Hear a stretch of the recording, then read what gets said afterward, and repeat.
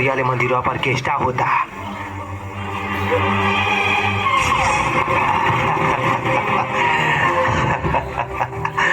जहाँ सरो लोगन शिव चर्चा होता।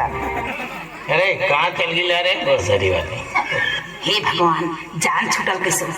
ट्यून चेंज है मामा। मैं निकला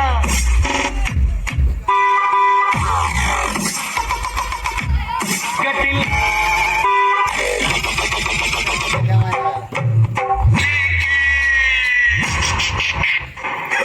नाउ ओरिजिनल।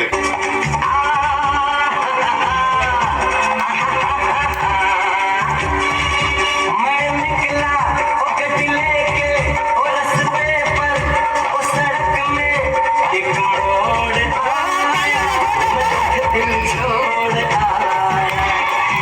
एक मोड़ आया, मैं दिल छोड़ आया।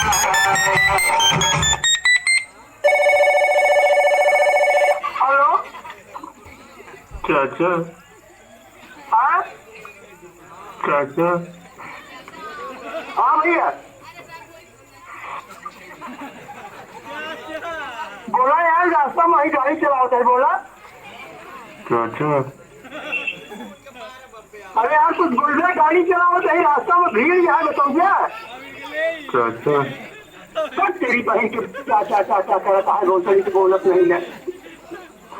चाचा अरे बोल रहे रोसड़ी वाले कौन है रे? ए चाचा कहाँ यार बताओ क्या तेरी बहनी के सब रोसड़ी के बाली ने मादर चोर चाचा।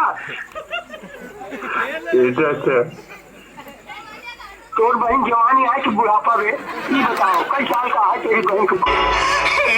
भगवान जी बामन हो जाए चेंज कबल होई हमार लाइफ स्टाइल। चला भगवान